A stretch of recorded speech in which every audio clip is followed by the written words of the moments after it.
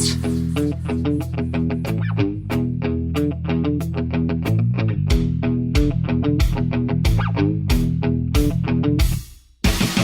Thanks for joining us for another episode of Greats with Garby, proudly brought to you by ISC Sport, the choice for quality performance kit. If you're trying to shake off that isolation weight, get yourself some gear and get into it. Now, their apparel is top class, and so are these two gentlemen who'll join me in a moment. We are off to a cracking start with the pod, and I appreciate your support and feedback. And as I stated when we launched, this will not only be about interviewing sporting greats, but also breaking out on big sporting issues as they emerge. And there's been no bigger talking point the world over than The Last Dance, the sensational 10-part series on arguably the greatest athlete of all time, Michael Jordan, and his 6-time champion Chicago Bulls. There are a myriad of stories stemming from it that have sports fans salivating, and today we're going to break down and debate some of the more pertinent ones. Joining me to do so, and I thank them for their time enormously, firstly is Fox Sports and Triple M commentator and my old sparring partner at Fox in Dan Ginnane. Daniel, hello to you. Garby, hello. It's been too long. It's been about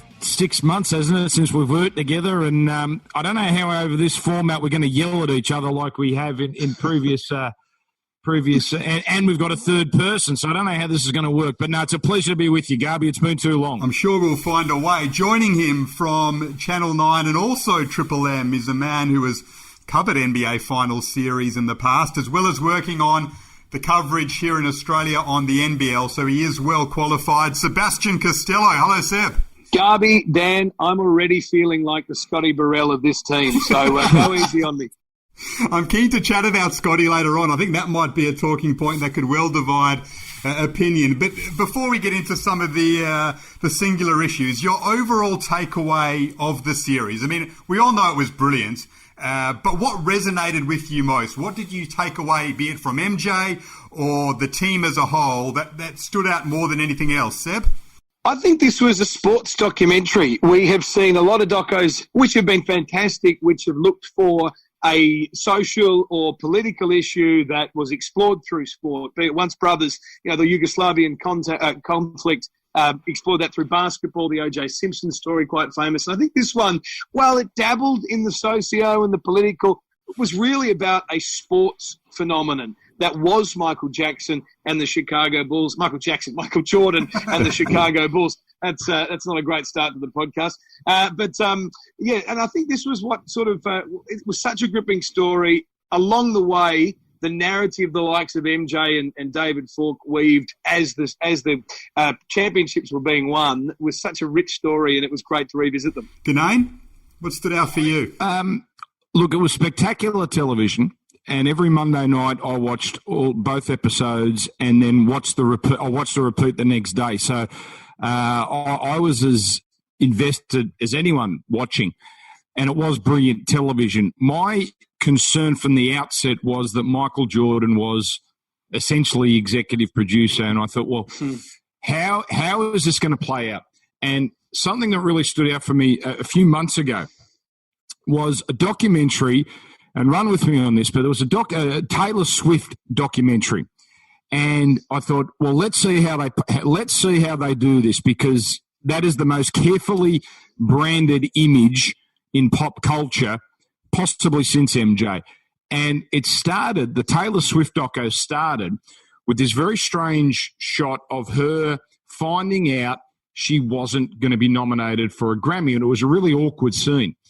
And at that moment, you thought, oh, here we go. It's going to be a balls and all documentary. And there was kind of a manipulation of that, because for the rest of it, it was all about making sure, with little negative pinpoints, but it was overwhelmingly glowing, and was, in the end, a very carefully constructed documentary to enhance her brand.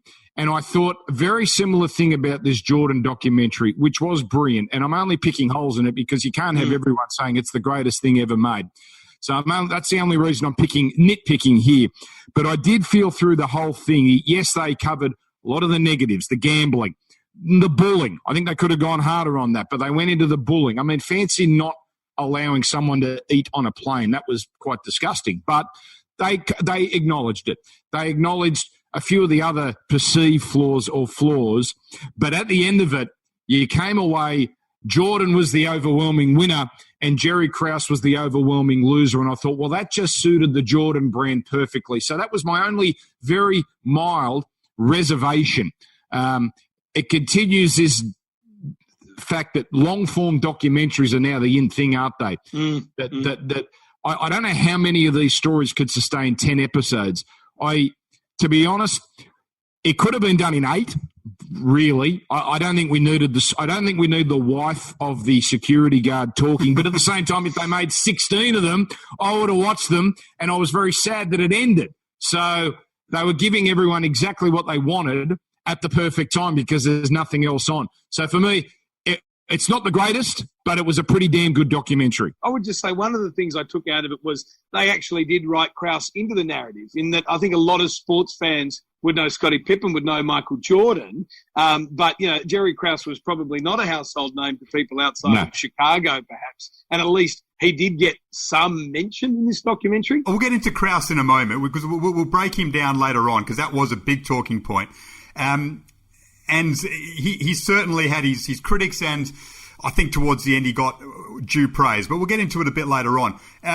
They were so clever, though, with the making of this doco, because let's not forget, early on, all it was image of the 98 season, the final season. That was all they started with, right? So they were gonna chronicle and document that final season. But for whatever reason, it never got made. And then years later, they've gone, hang on, we've got all this vision. What do we do with it? Ka-ching, we can make money simply by turning it into a 10-part doco and telling the entire story of Jordan and the Bulls. And we've got a series that lasts to the end of time and makes a fortune of cash, which no doubt Netflix have done. So a lot of people were saying, why are they doing all these flashbacks and things like that?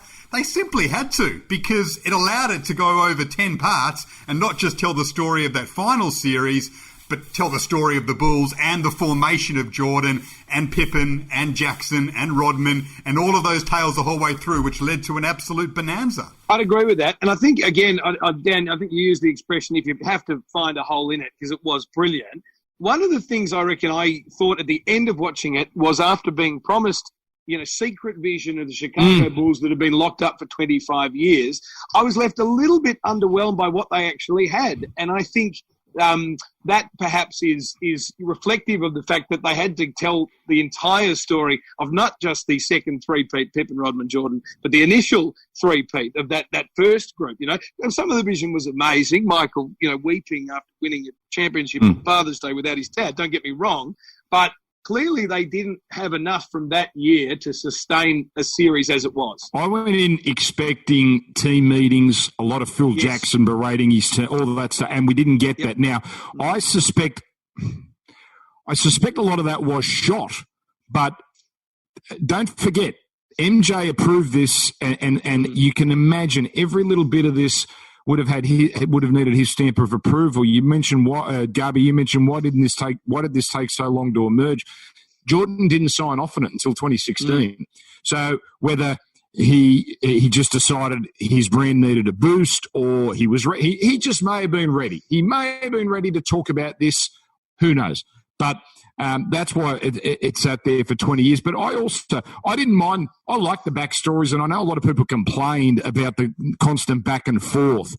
I actually enjoyed that as a bit of a trope of the series, because we've all seen 100 sports documentaries, and if it was a simple, here's a guy from a poor family in North Carolina who made it, that's a very meat and potatoes way of telling the story, and that's been done to death. So I admire the way the director shot back and forth, and the backstories actually gave context to everything that happened. You needed to know what happened with the Pistons. You needed to know that Jordan was a 35-point per game scorer, and basically it was a one-man team. Like you needed all that context to elevate, I suppose, things like what Phil Jackson brought to the team and the toughness. And after the Piston series, you understood why Jordan, built his body physically, but how he became so tough mentally. So I thought from that perspective, it only made it better.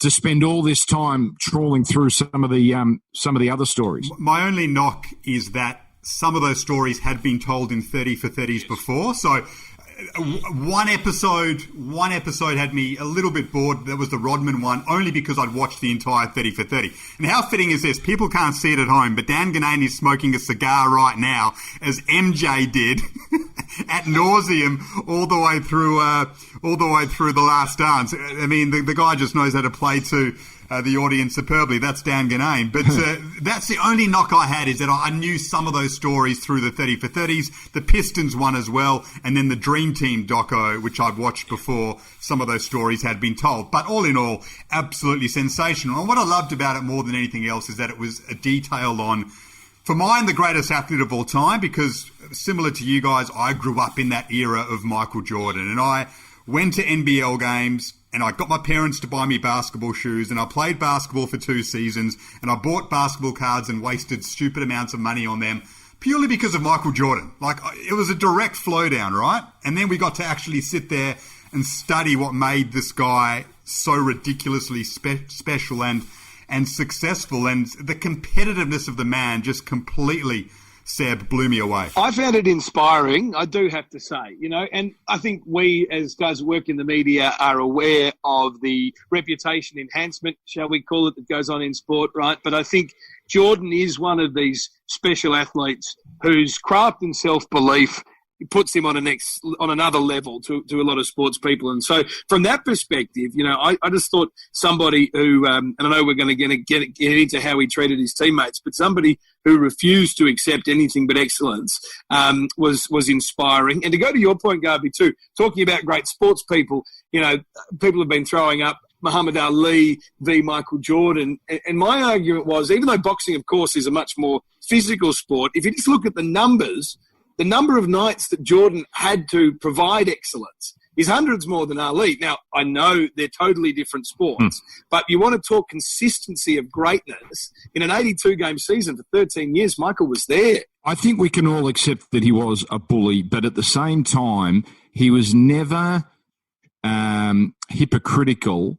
He was never two-faced in his ambition and why he was the way he was. And I found myself all the way through this documentary thinking, okay, he is like this. But the seminal moment of this doco was the end of episode 7, when we had him crying and saying, this is who I am. This is the way this is the only way I know how to win. And if that wasn't good enough, if that was too much for someone, well, so be it. So I thought, well, okay, this is clearly a driven man, and you cannot criticise the fact that he would go to places mentally and physically that no one else would go to. So when he asked his teammates to push themselves beyond places they thought they were capable of, and at the detriment of friendships and at the detriment of, human decency at times, you understood where that was coming from. And I always thought, well, maybe it's because we're not Gen Y or millennials.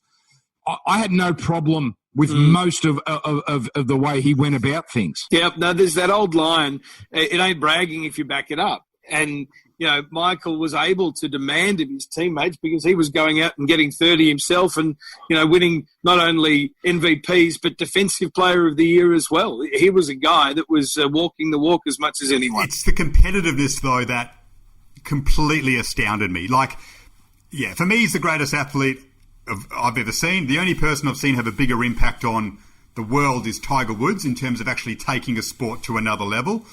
So that's the only other one that comes close to me. Achievements are a major part of it, but the impact you can have, that's a huge part of the debate for me. And Tiger's the only one who challenges Jordan in the era that I've been alive. But the competitiveness of the man completely blew me away. Like, why a guy who has that much money cares about $20 on a golf course? I mean, I get why he's like that, because that's why he's the greatest of all time, arguably. But it's still unfathomable to me. Why would you occupy your mind like he did with those sorts of little battles, like throwing a coin against a wall and winning $2 in a game of blackjack against a mate and winning a game of golf, when there's so much pressure already to win every single night and then go and win the championship? How did he occupy himself with all of it and not mentally break down. It's fascinating. I also couldn't believe, and I'd seen this before in the Dream Team doco, that this bloke could play 36 holes of golf and then turn up and score 35 and do what he did, or gamble all night. You know, that was one of those negatives they threw in there. At least they acknowledged it. And again, I'm there thinking, if the bloke's turning up the next night and blowing the opposition away, I don't care if he's up till 4 a.m. playing blackjack, or whether it's midnight or 2 a.m. or when it didn't, you know, with Jordan, it was always what was the final outcome. And it was a very simple binary way. Either you're a winner or a loser. And if you're a winner, everything else is just merely prologue in the pursuit of victory. So,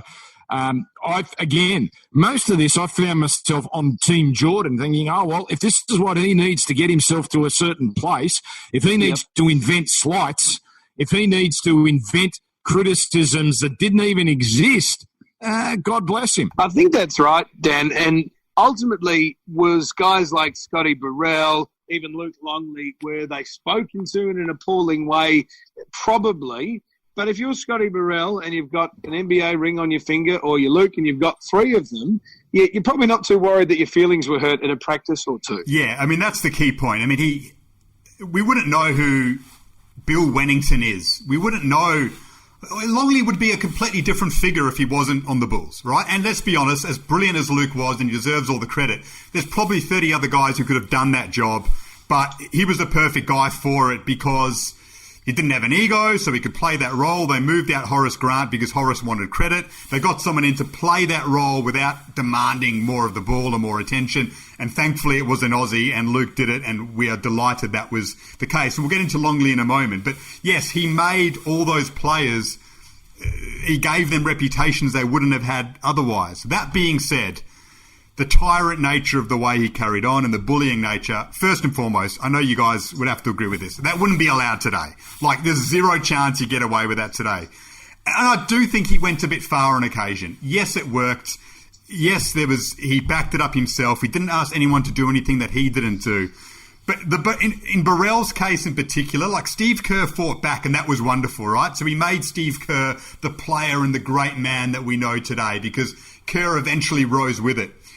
But someone like Burrell, at first I found it funny. Then halfway through I went, it's a little bit uncomfortable now. Then towards the end, when he called his game garbage and dog shit, I went, it's just a bit unnecessary. This guy's not going to change. Give him a break, please, because there's no way he's enjoying this completely. It must have got to him at some stage deep down. And that's where I think the audience may have just slightly turned and thought, well, hang on, is he a bully? Like the stuff, and I know I'll get to Jerry Krause, and Jerry has been painted in this as very much the villain. Jordan the hero, Krause the villain. But even some of the stuff that they were just taking pot shots at him being a little fat guy. And I think he suffered from little man syndrome. But there is definite bully about Jordan. And yes, you actually nailed it, Garby. Early in the season, remember, the whole thing started, they won something called the McDonald's Cup, and it might have been Burrell, actually, that was all excited about it. And Jordan goes, this doesn't count. Here we go. How good's this? But then towards the end, you were feeling, no, this is just you being a bully rather than setting the table for when you need Scottie for that one play in a Game 7. Do we think Michael Jordan, as a leader of his team, was significantly more aggressive than some of the other champions who haven't opened up their locker room to the cameras? Yeah. I mean, it's hard to know. We have no idea on that, but when you have so much success, no matter what industry, be it sport or business, and you keep having that success, you keep getting away with more. So I think as time went on, Jordan just would have continued doing it. Now, you're in sport, you've got big egos, you're going to have some guys who fight back. Horace Grant fought back and asked to be moved. Steve Kerr smacked him in the head. And, you know, Steve Kerr doesn't go on to be one of the greatest coaches of all time unless he has that in him. But some people just don't. And Scott Burrell, I think, enjoyed part of it because he had attention from Jordan. That was great. But at the same time, it would have driven him on the other hand too, I think, and it would have hurt him on the other hand. And there's probably times where he would have been walking out of the stadium thinking, I've got away with this time. And Jordan would have just gone, hey, Scotty. And we've gone, oh, no, here we go. I'm in for another barrage. Yes, Mike, what would you want? And Jordan just would have just given it to him. And he's not the kind of guy to fight back. And as much as he can put on a smiley face to pretend like he enjoyed it, I don't think he did the whole way through, especially near the end. Doesn't this speak to Phil Jackson, though, the fact that I found it fascinating that he allowed Rodman to go to Vegas for 48 hours because he knew how Rodman ticked. And the only time we really saw Jackson pull up Jordan that I remember was twice. Once in a big game 6 where he had to yell at Jordan to throw it to the open man, John Paxson, and the other time when he punched Steve Kerr was the only time we understood that Phil was upset with Jordan. He had to punch a teammate in the face for Jackson to say, no, that's too far. So if Jackson is the Zen master and the great leader of men, it's interesting that they kept winning and they kept winning and kept winning, and he just kept giving Jordan all this rope and very rarely, if ever, actually pulled him up on it. It's great man management, really. And look, the positives way outweigh the negatives, so you can't knock it too much. But Luc Longley was one of the players who suffered at the hands of Jordan at times, and obviously from an Aussie point of view, it was a glaring omission from the doco. In the States, they probably didn't notice it that much and discuss it that much, but obviously we do. The lack of Longley, Seb, I know you spoke about it with him before an NBL game not too long ago. What do we make of it? Is there anything more sinister to it? Was Jordan wary of what Longley might say, being on the other side of the world, out of sight, out of mind? He can get away with smashing Jordan. What do you make of the lack of Luke in the doco? My personal view is no, there is no conspiracy theory. I think the producers have been on record saying it was their decision not to interview Luke. They said it was a budgetary choice. I'm not sure that necessarily flies, but I can understand if they just thought, we've got a large number of the team. Do we really need to go to the trouble of going to Australia to get Luke? And the decision was made that that's no. And I think partly is there were no sort of key stories as far as I knew from. I mean, you know how this works, Garby and Dan. You tell the stories largely based on what pictures you have when you're making a documentary.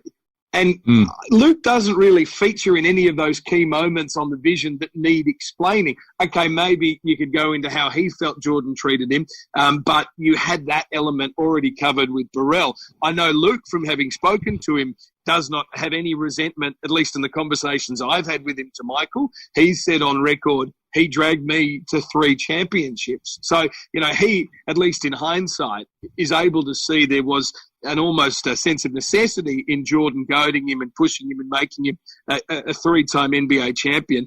The other part, Garby, to your question is people, feel like, given that Luke has not done any interviews about the documentary, some people are trying to ask whether he's dirty at not being asked. And I don't think he is either. I just think his view is, I've written a book about the Bulls. I've done countless interviews about the Bulls. I'm not a part of this documentary about the Bulls, so it's not really my job to talk about this particular show. The director, Jason Eyre, said they reached out to 106 people to speak in this documentary, and they got 106 yeses. Are you telling me that Luc Longley is not worthy of being in the 106? I think there were. I think Karl Malone said no. If I'm not mistaken, I think Karl Malone said no, and there may have been somebody else. But am I saying he's not worthy? No, I'm not saying he's not worthy. No. I'm just saying I don't think there was a great loss, or I don't think he was needed, perhaps. I don't buy that. So that's the excuse they've gone with. I don't buy it. You at least. You make the trip to Australia. This thing has netted them something like $25 million. You could have afforded a trip to to Western Australia or wherever Luke is to at least explore. I mean, one thing we know Luke for is the fact that he does have candor and he's pretty honest. And it's well known that he had many running battles with Michael, along with Burrell, along with Will Perdue.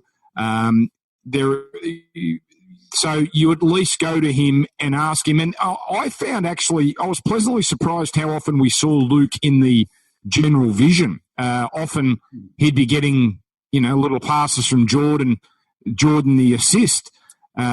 Yes, okay, you're right. That team, anyone could have stood in the paint, and it probably wouldn't have made that much of a difference. But no, I thought there was a little bit more sceptical of the fact they didn't go to Longley. I think we all agree it can't be budgetary. You can't have something this complete and just say, it was too much of an effort to go to Australia. Give me a break. No, it's not budgetary because we all know in the media, you can hire a stringer. We've all experienced this before. You send the specs to the stringer of what it's meant to look like, the shot you want. It would cost you $2,000 for a 2-camera shoot and an interview for a day, and you've got Luc Longley back on all these issues.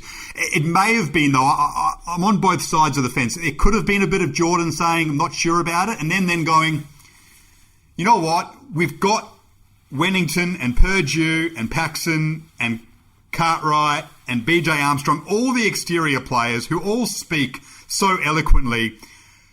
I just can't be bothered organising it in Australia. It just might have been that. It's just too much trouble. He's not that outspoken. It's not going to add that much.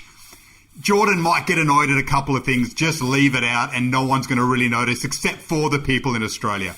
That's my hunch as to what probably happened when they had the discussion from a production point of view. But there might have been something more sinister to it.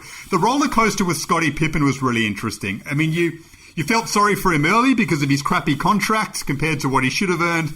Then you smash him for sitting out that game in the one season where Jordan wasn't there and he sits out the final play because he doesn't have the final shot. Then you respect him late on for playing with the back injury. So where do you think Scottie Pippen lands, the ultimate number 2 after all of this, Seb? My theory on Scottie Pippen is every time you talk about how good Scottie Pippen was, people put that comment afterwards saying, but he never quite gets his due because he played with Michael. He was a fantastic player as well and a great. Well, to my ear, then Scottie is inherently getting his due. Every time we talk about Scottie Pippen, we talk about how he was probably in the top 5, if not the second best player in the league at the time they were winning championships. So my view is Pippen does get properly recognised for what he achieved, and he certainly was able to cash in after he left the Bulls. So if you're looking at his sporting career on the whole, yes, he didn't get what he earned when he was in Chicago,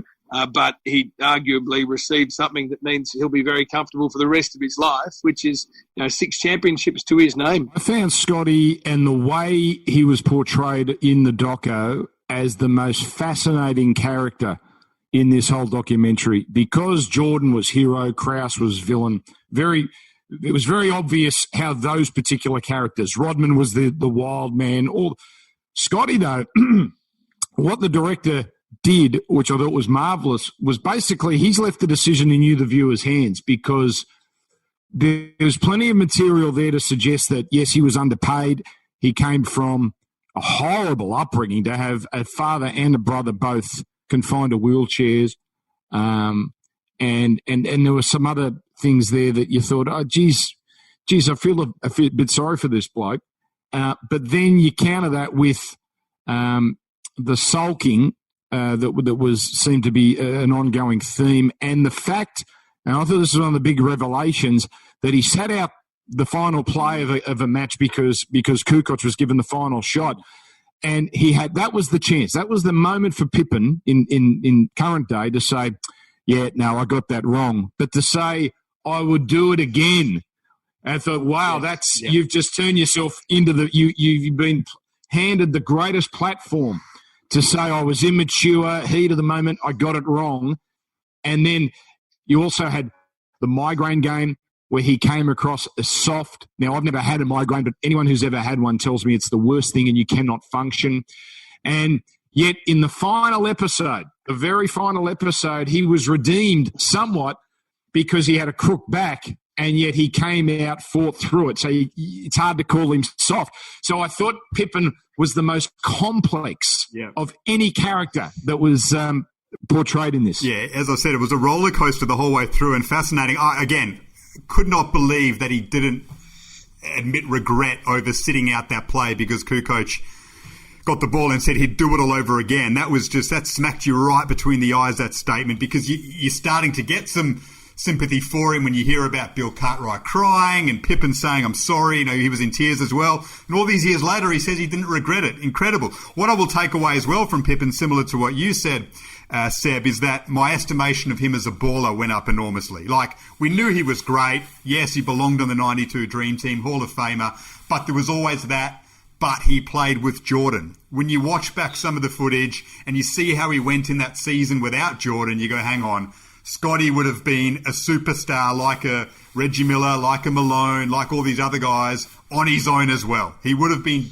but he wouldn't have won the championships without Jordan, of course. But he was still a sensational player. Jerry Krause, I mean, that's just what a fascinating sporting personality. I'm not sure. Yeah, this is one of the great revelations of the documentary. This little fat man with fat short man syndrome who put together one of the greatest sporting teams ever assembled, and wanted so much credit for it, and that almost tripped him up. Steve Kerr summed it up best, the genius that is Steve Kerr, saying he just couldn't get out of his own way. Had a tendency to give himself a black eye, didn't he? And that cringy footage where he tried to infer that he'd been misquoted in the most unconvincing way, saying that a word had been left out of the key quote that is, what was it? Players don't win championships, organisations win championships. Yep. I mean, I think I'll go back to your comment, Dan, about making the villain, and I agree with that.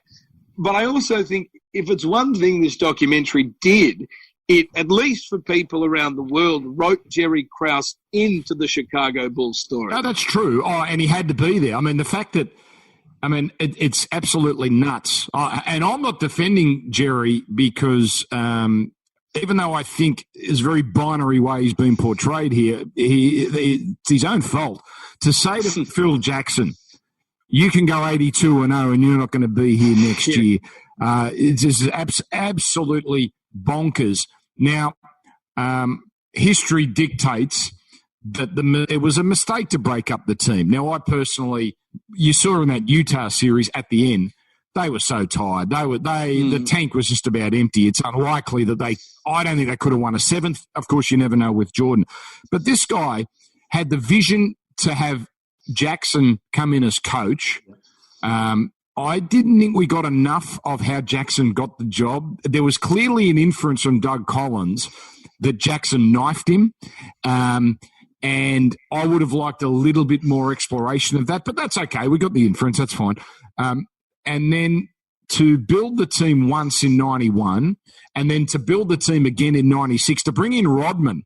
There are not many general managers that would have the balls to bring in such a figure that could blow the whole thing up, but yet it actually enhanced them. So the man clearly knew what he was doing. Now, he got it wrong with Tim Floyd and whatever he did afterwards.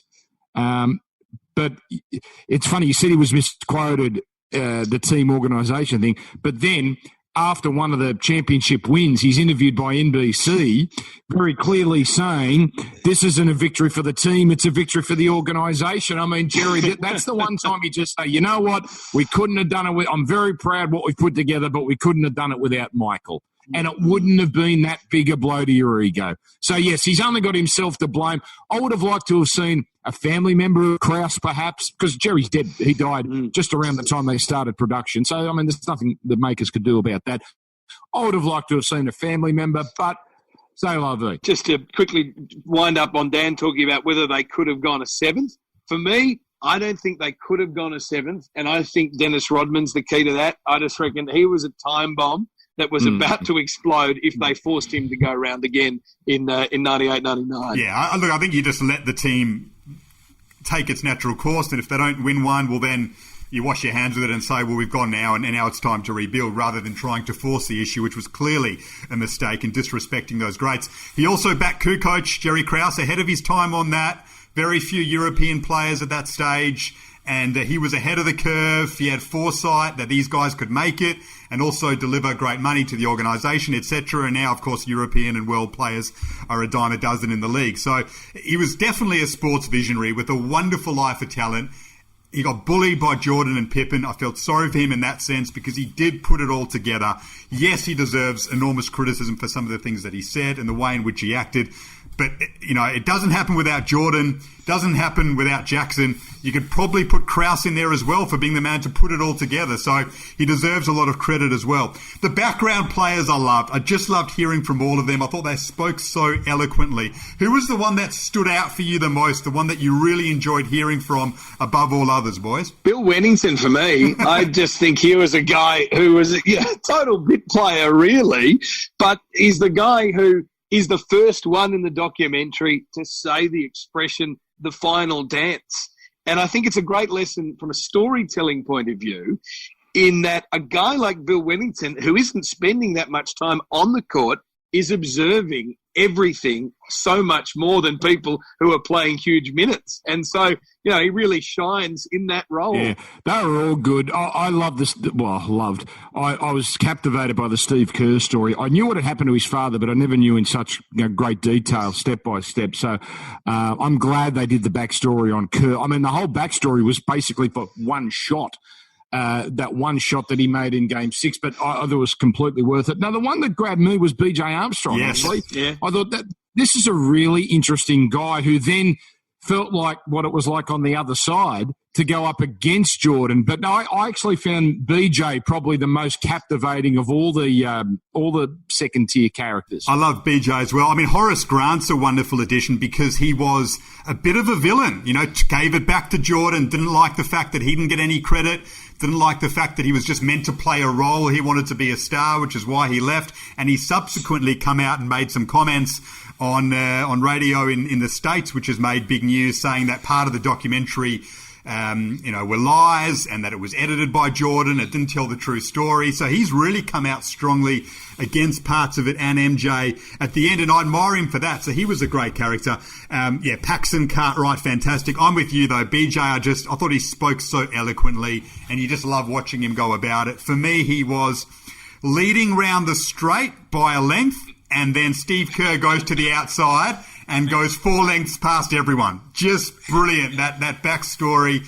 And the way in which he spoke about his father, that speech they show at the end, where at the parade, where he says, it was all a plan. Michael didn't want the final shot. I mean, just genius. And the thing about Steve Kerr is he's very outspoken on political issues in the States. He's very outspoken against Donald Trump, similar to Greg Popovich. And I always respected what he said. And now that credit's gone through the roof because he comes from a political family, which you didn't necessarily know about, and has just added layers, I think, to the genius of Steve Kerr, and that was just brilliant to watch. There's a phenomenal story. The New York Times did it around the time Kerr was becoming recognised as being the phenomenal coach that he became. Great team, of course. But that Kerr was living in Iran himself for a time and was heading back to America, and he was on a tarmac when there was a violent military incident.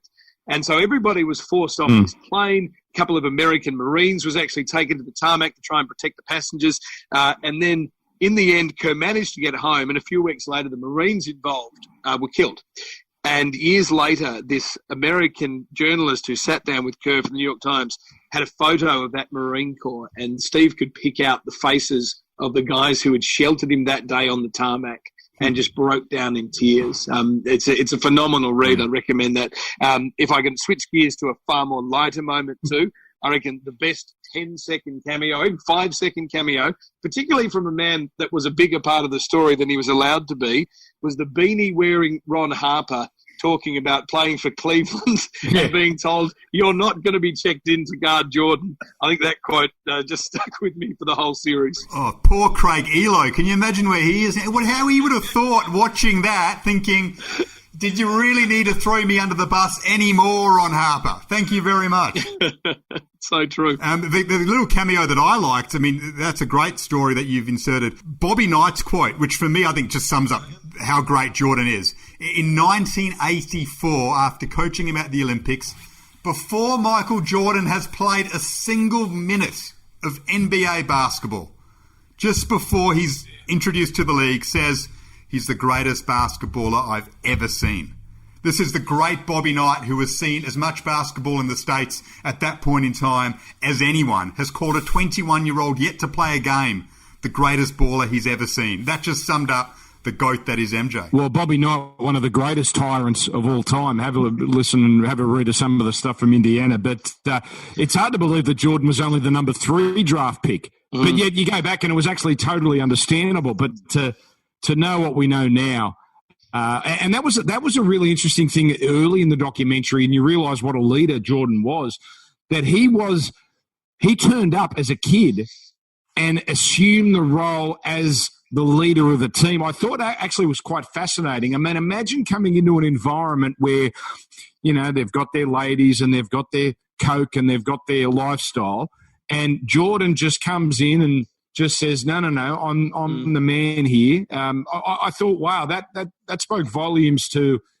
some of his leadership qualities. And the other cameo, which you reminded me of by telling those stories, Dan, I thought there was a really nice warmth and sweetness to Rod Thorne, who was the general manager when Jordan was drafted. And there's that great grab early on where he's reflecting on Chicago in the pre-Jordan days, and he says, we weren't that good.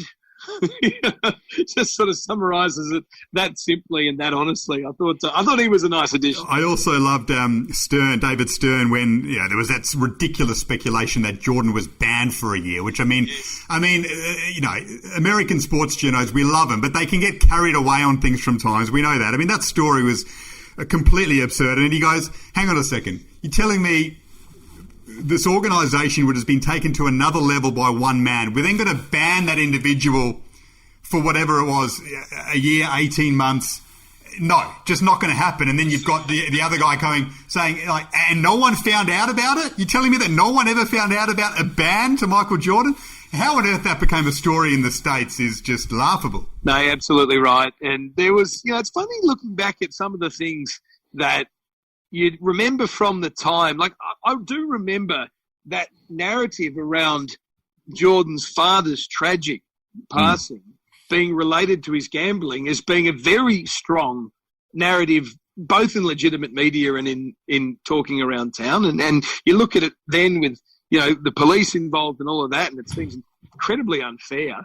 And this was, I guess, as you say, this was where the documentary really shined, is where it kind of just threw up these anecdotes and nuggets and explored these things from long ago. Yeah, well, what was the quote? I can't remember who said it, but said, David Stern is one of the greatest capitalists ever. Do you think he's going to give up his meal ticket? I thought, when you say it like that. And then when you see how drained he was, the stuff with the father, and you understood. I saw that, Garby, you would have seen this, the Maradona doco, and you just, the relentlessness of always being in the fishbowl. Yeah. You could understand at the end of the 3-year run why he just needed a break. I mean, he was still in the fishbowl when he played for the Birmingham Barons, but I could totally understand why he'd just walk away. Yeah, completely at that point in time. When you realise now what his father meant to him, and that was the other brilliant part when he's having, and his opponent's name escapes me now, that one series where he's struggling and there's an opponent, Gary Payton, when Payton's got the better of him for a couple of games, and Payton's riding on this, if I'd done this earlier, we would have won the series. I had Jordan in my back pocket, the glove, and MJ's just gone, no, it wasn't Gary Payton. It's because it was Father's Day coming up, and his mind was somewhere else, and then once Father's Day came, MJ switched on and Gary Payton was left behind. I mean, you get a real appreciation, similar to Tiger Woods and his father, of just how close the connection was for MJ and his dad, and how much that impacted him, which I don't think we knew they were close, but we never knew to this extent. I think of all, you brought up Gary Payton, and his stuff was interesting. And that was one of the few times I actually thought, MJ, you could have actually given him a little credit. I know Payton is annoying and is full of bluster, but maybe for 2 games he actually did get on top of you legitimately. And I didn't quite buy the Father's Day excuse. Now when Game 6 and it was Father's Day and they won and he was wailing. I thought that was incredible vision. I've got to say, though, my favourite opponent was probably Reggie Miller because, well, he's so charismatic anyway. And then I'd completely forgotten how close Indiana were to knocking out the Bulls and probably should have beaten them. But of all the other characters, that eventually were vanquished. I'd heard the Isaiah Thomas story so many times. It was nice to have that reaffirmed, but I didn't need to hear that again. Anyone else stand out for you, Seb, as we draw this to a close? I think I enjoy Isaiah Thomas as an opponent because he has never been intimidated by the MJ machine and the MJ reputation, and I think to go to some of the discussion around Michael controlling it. Well, if he does hate Isaiah as much as we're led to believe, at least he let Thomas be a part of it and tell his story as part of it. And the fact that the two of them, don't sort of soften as the years go by. I actually to me, sport's about rivalry.